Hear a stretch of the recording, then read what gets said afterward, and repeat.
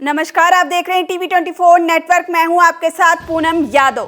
करीब 2 साल से ज़्यादा का समय जेल में बिताने के बाद आखिरकार यूपी के फायर ब्रांड कहे जाने वाले नेता आजम खान जेल से रिहा हो गए हैं। आजम खान के जेल से बाहर आने के बाद ऐसा कहा जा रहा है कि समाजवादी पार्टी में एक बार फिर आजम खान जान फूंकने का काम करेंगे।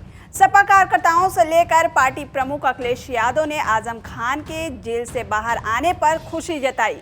वैसे तो आजम खान मुसलमानों के एक बड़े नेता माने जाते हैं और उनके बहाने सपा प्रमुख अखिलेश यादव भी बीजेपी पर हमलावर रहते हैं। कल जब आजम खान सीतापुर जेल से रिहा हुए तब अखिलेश यादव लखनऊ में विरोधियों को कई संदेश दिए और आजम के जेल से बाहर निकलने पर स्वागत भी किया और उन्होंने दावा किया कि आजम खान पर झूठे मुकदमे दर्ज किए गए हैं और जल्द ही उन पर से सारे केस खत्म होंगे। आपको बता दें कि आजम खान के जेल से बाहर निकलने से पहले ऐसे कयास लगाए जा रहे थे कि आजम खान कोई दूसरा सियासी रास्ता तलाश सकते हैं, लेकिन अखिलेश यादव के बयान के बाद देखना दिलचस्प हो गया कि आजम खान का अगला कदम क्या होगा। अखिलेश यहीं नहीं रुके, उन्होंने कहा कि अगर सूबे में समाजवादी पार्टी की सरकार बनेगी तो हम आजम खान पर दर्ज सारे मुकदमे वापस लेंगे। अखिलेश यादव के इस बयान को आजम की तरफ से सियासी हाथ बढ़ाना माना जा रहा है।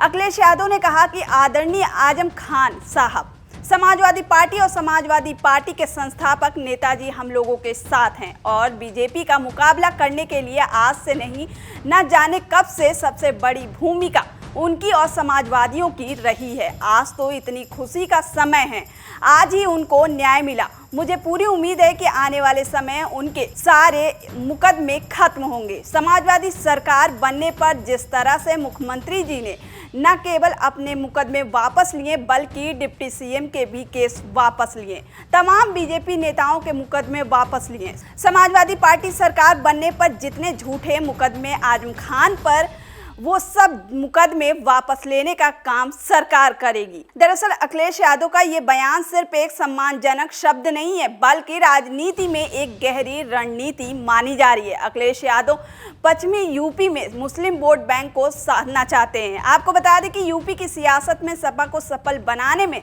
मुसलमानों का अहम रोल रहा है। 2024 के लोकसभा चुनाव में तो सपा के सभी 4 मुस्लिम उम्मीदवार जीतने में कामयाब भी थे, तो वहीं 2022 के विधानसभा चुनाव में सपा के 32 प्रत्याशी जीते थे। यूपी विधानसभा में सबसे ज्यादा मुस्लिम विधायकों की संख्या 2012 से 2017 के कार्यकाल में रही थी, तब 59 उम्मीदवार जीते थे, इसमें से 45 तो अकेले सपा के थे।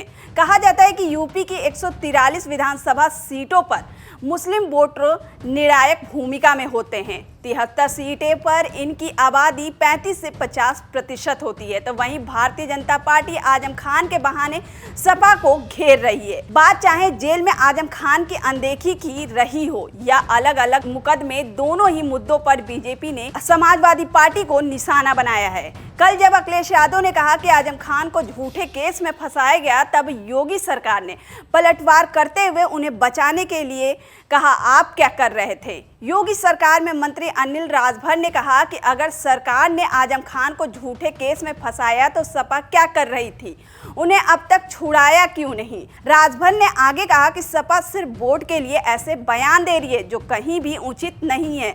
बहुत लंबी कार्रवाई हुई, तथ्य और प्रमाण के साथ प्रदेश सरकार ने और हमारी पुलिस ने कार्रवाई की।